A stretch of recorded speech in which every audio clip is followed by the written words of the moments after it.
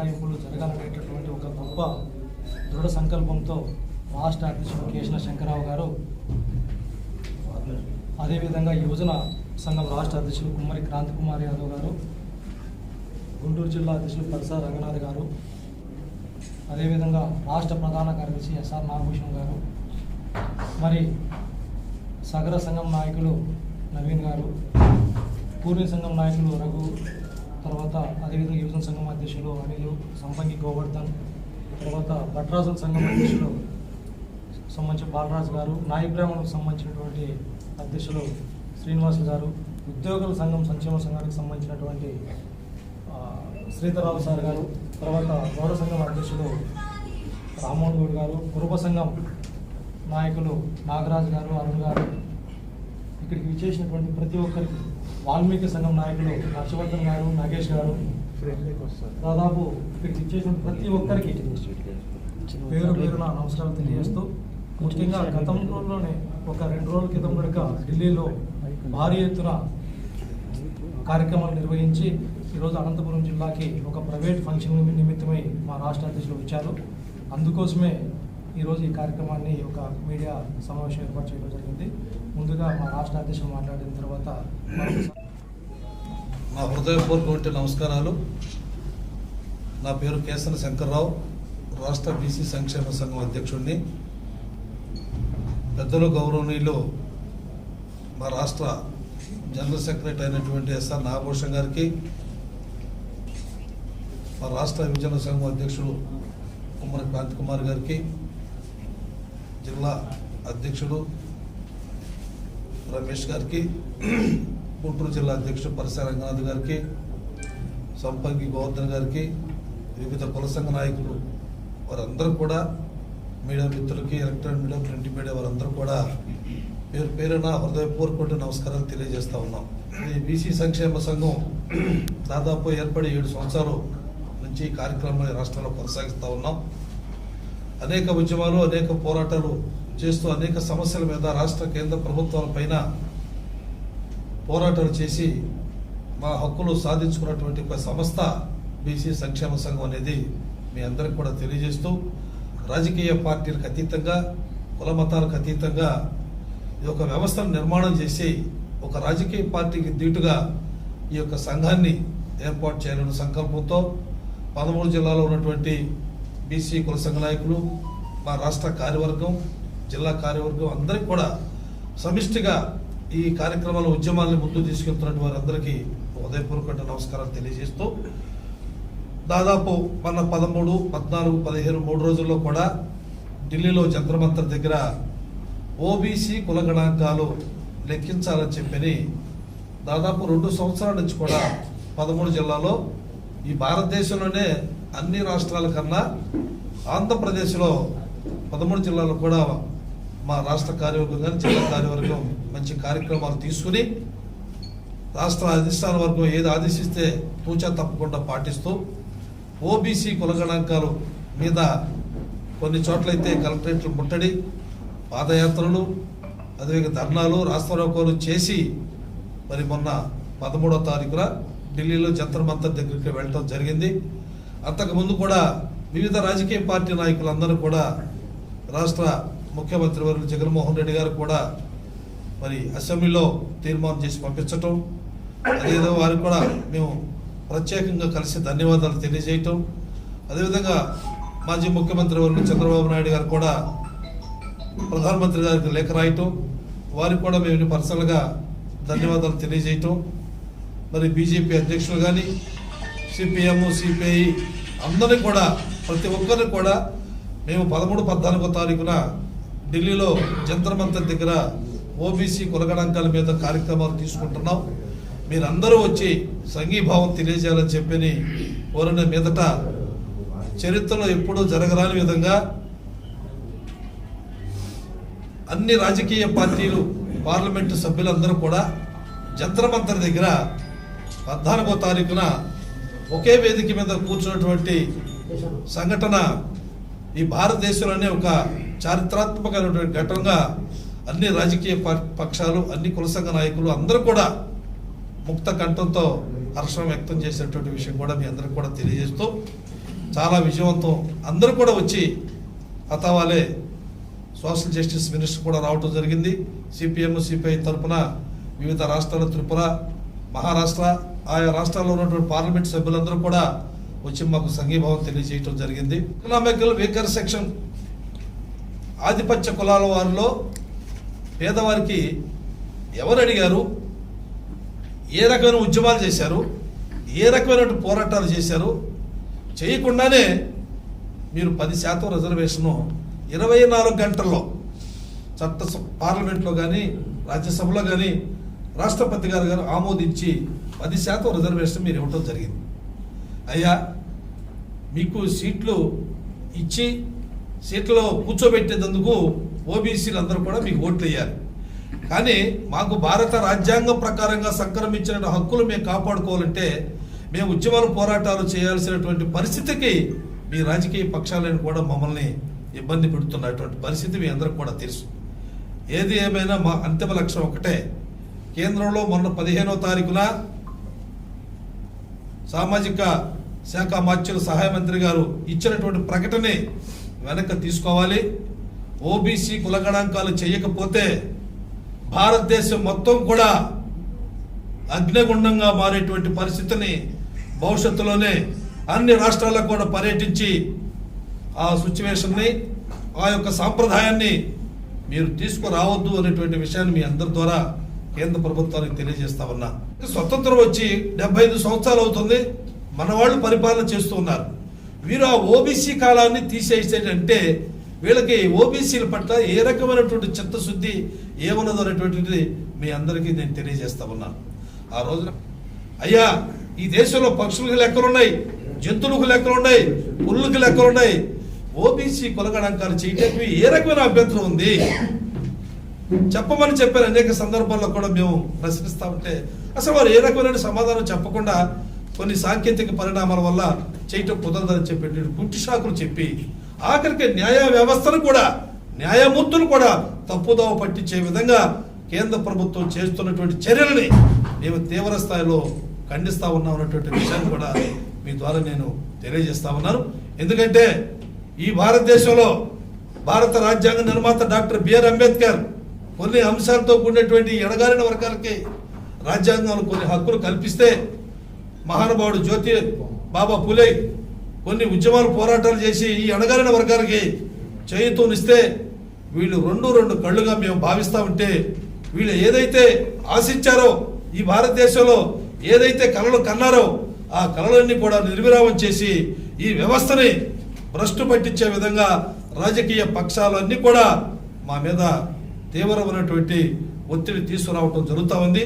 దీన్ని మేము పూర్తి స్థాయిలో ప్రతిఘటిస్తాం. ఎందుకంటే ఈ భారతదేశంలో మరి ఒక బీసీ ప్రధాని కావాలని చెప్పి చిరకాల వాంఛ ఎప్పటి నుంచో కూడా. కానీ అలాంటి వ్యక్తి వాడు ఒక నరేంద్ర మోడీ ఒక బీసీగా ఈ దేశ ప్రజలు ఎన్నుకున్నారు మిమ్మల్ని. దయచేసి మీరు ఒకసారి భారతీయ జనతా పార్టీ వారు దానిలో ఎన్ని మరి శాఖలు ఉన్నాయో ఆ శాఖల వారు కూడా ఒక్కసారి మీరందరూ కూడా ఆలోచన చేయాలి. నరేంద్ర మోడీ గారు ఇవాళ ప్రధానమంత్రి అయ్యాడు అంటే ఒక బీసీ కాదుతోనే అయినటువంటి విషయాన్ని మీరందరూ కూడా విస్మరిస్తా ఉన్నారు.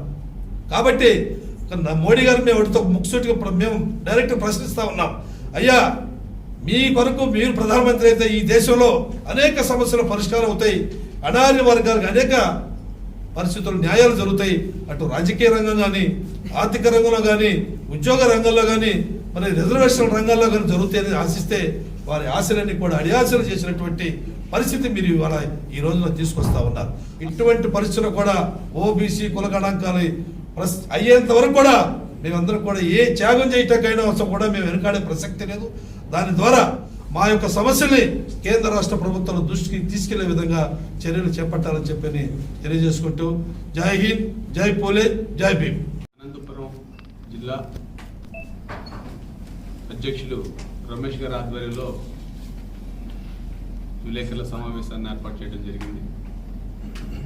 ఈరోజు కొన్ని కార్యక్రమాలు అనంతపురంలో ఉండడం వల్ల రాష్ట్ర అధ్యక్షులు కేశవ శంకర్రావు గారు ఈసీ జనగణన తక్షణమే చేపట్టాలి అనే ఒక నినాదంతో గత 2 సంవత్సరాల నుంచి కూడా మరి రాష్ట్ర వ్యాప్తంగా, దేశవ్యాప్తంగా కూడా ఉద్యమాన్ని చేపట్టడం జరుగుతూ ఉంది. ఈ యొక్క ఉద్యమం ఏదో ఒక్క వర్గానికి చెందిందో ఒక మతానికి చెందిందో కాదు. పూర్తి స్థాయిలో ఈ దేశంలో 60% ఉన్న జనాభాకు సంబంధించిన విషయం. నిజంగా బీజేపీ గవర్నమెంట్కి సిగ్గుండాలి. ఇంతవరకు కూడా 60% ఉన్న జనాభాకు సంబంధించిన విషయంలో ఒక సబ్ ప్లాన్ కానీ బీసీ మంత్రిత్వ శాఖ కానీ ఏది కూడా ఇంతవరకు బీజేపీ ప్రభుత్వం చేపట్టలేదంటే అది కేవలం ఒక మతానికి సంబంధించిన పార్టీ అని చెప్పే ఈ యొక్క ప్రజల యొక్క ఆలోచన నిజమని చెప్పేసి చాలా స్పష్టంగా అర్థమవుతోంది. నిజంగా నరేంద్ర మోడీ నేను బీసీ అని చెప్పి 2014లో ఓట్లు వేయించుకొని ప్రైమ్ మినిస్టర్ అయ్యాడు.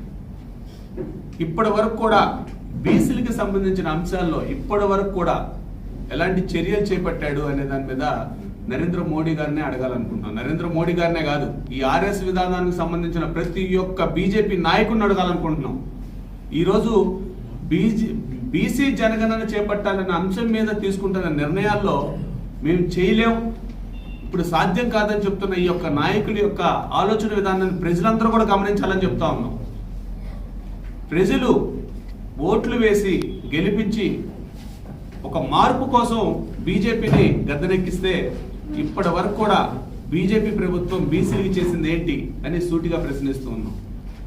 ఈ రాష్ట్రంలో అయితే చాలా స్పష్టంగా చెప్తూ ఉన్నాం, ఇప్పుడున్న బీజేపీ నాయకులు కేంద్రం మీద ఒత్తిడి తీసుకురాకుండా మీరు ఇక్కడ ఈ రాష్ట్రంలో తిరగాలనుకోవటం చాలా హాస్యాస్పదంగా ఉంటుంది. గుర్తుపెట్టుకోండి, పూర్తి స్థాయిలో బీజేపీ నాయకులందరినీ కూడా అడ్డుకుంటాం. పూర్తిగా వీళ్ళని ఎక్కడా కూడా తిరగనీయమని కూడా చాలా స్పష్టంగా తెలియజేస్తూ ఉన్నాం. అతి త్వరలోనే ఇంకొక 2 సంవత్సరాల్లోనే ఈ యొక్క దేశ భవిష్యత్తును కూడా బీసీలు నిర్ణయిస్తారని కూడా చాలా స్పష్టంగా తెలియజేస్తూ ఉన్నాం. అదేవిధంగా మరొక్కసారి తెలియజేస్తూ ఉన్నాం, ఇక్కడ ఈ రాష్ట్రంలో మరి ముఖ్యమంత్రి గారు ముందుగానే ఇది మన అసెంబ్లీలో తీర్మానం చేసి మరి కేంద్రంలో కూడా అక్కడున్న ఎంపీలందరూ కూడా మొన్న ఢిల్లీలో పూర్తి స్థాయిలో మరి యొక్క బీసీ జనగణన మీద కేశవ శంకర్రావు గారి ఆధ్వర్యంలో ఢిల్లీలో చేపట్టిన మరి బీసీ జనాభా తక్షణమే చేపట్టాలి అనే అంశం మీద వారందరూ కూడా మద్దతు తెలపడం, వారందరికీ కూడా మరొక్కసారి ధన్యవాదాలు తెలియజేస్తూ ఇటు YCP, TDP, CPI, CPM, Congress, Janasena ప్రతి ఒక్కళ్ళు కూడా మరి యొక్క బీసీ జనగణన అనే అంశం మీద తీసుకుంటున్న ఆలోచన విధానాన్ని, వాళ్ళు తీసుకున్న నిర్ణయానికి ప్రతి ఒక్కరికి కూడా మేము ధన్యవాదాలు తెలియజేస్తూ, ఈ యొక్క ఆలోచన విధానం ఇప్పటి వరకు అమలు జరగలేదు కాబట్టి మీరు నిత్యం ఈ పోరాటంలో బీసీలకు మద్దతుగా ఉండాలని కూడా మరొక్కసారి మీకు తెలియజేస్తూ విలేకరుల ద్వారా మరి రాష్ట్ర ప్రభుత్వానికి మరి ఇక్కడున్న ప్రతిపక్ష నాయకులకు ప్రతి ఒక్కళ్ళు కూడా తెలియజేయాల్సిందిగా కోరుకుంటూ సెలవు తీసుకుంటున్నాను. రాష్ట్ర అధ్యక్షుల వారికి మరి యువజన సంఘం అధ్యక్షుల వారికి, జిల్లా అధ్యక్షుల వారికి, ఇక్కడికి ఇచ్చేసినటువంటి అనంతపురం జిల్లాకు సంబంధించినటువంటి వివిధ కుల సంఘాల నాయకులకు, బీసీ సంక్షేమ సంఘం నాయకులకు, మీడియా వారికి, ఉద్యోగుల సంఘం నాయకులకు ప్రతి ఒక్కరికి పేరు పేరున కృతజ్ఞతలు తెలియజేస్తూ ఉమ్మడి ఆంధ్రప్రదేశ్ రాష్ట్రం విడిపోయిన తర్వాత ఈ ఆంధ్రప్రదేశ్ రాష్ట్రంలో వెనుకబడినటువంటి వర్గాల సమస్యల సాధన కోసం నాయకత్వ లోపం ఏర్పడినప్పుడు నేనున్నాను, ఈ రాష్ట్రంలో ఉన్నటువంటి బడుగు బలహీన వర్గాల అభివృద్ధి కోసం నా జీవితాన్ని కూడా త్యాగం చేయడానికి నేను సిద్ధమనేసి చెప్పి రాష్ట్ర అధ్యక్షులుగా బాధ్యతలు చేపట్టిన దినం నుంచి ఈ రోజుటి వరకు గ్రామాన మండలం తిరుగుతూ ఈ రాష్ట్రంలో ఉన్నటువంటి బీసీ కులాలందరినీ, చిన్న కులాల కానించి ప్రతి ఒక్క కులం సంబంధించినటువంటి సమస్యల పట్ల సుదీర్ఘంగా పోరాటాలు చేస్తూ, అదే సందర్భంలో ఆధిపత్య కులాలతో కూడా సత్సంబాలు ఏర్పాటు చేసుకుంటూ ఈ రాష్ట్రంలో ఉన్నటువంటి వెనుకబడినటువంటి వర్గాల ఆత్మగౌరవం కోసం ఏవైతే విద్య, ఉద్యోగ, ఆర్థిక, రాజకీయ రంగాలలో ముందరుండాలా అనేటటువంటి ఒక దృఢ సంకల్పంతో పోరాటం చేస్తూ మరి రాష్ట్ర స్థాయి కానీ జాతీయ స్థాయి కానీ ఏదైతే ఈ వర్గాలకి సంబంధించినటువంటి సమస్యలు ఉన్నాయో ఆ సమస్యల పట్ల మొన్ననే ఓబీసీలకు నీట్లో 27% కేటాయించే విధంగా అన్ని ప్రభుత్వాలపైన ఒత్తిడి తీసుకొని వచ్చి అది కూడా సాధించినటువంటి పరిస్థితిని మనం చూసాం. ఇదే కాదు, అన్ని రాజకీయ పార్టీలు కూడా బీసీల పట్ల గట్టిగా ఒక ఆలోచన చేయటానికి, ఒక ఆలోచన కలిగించడానికి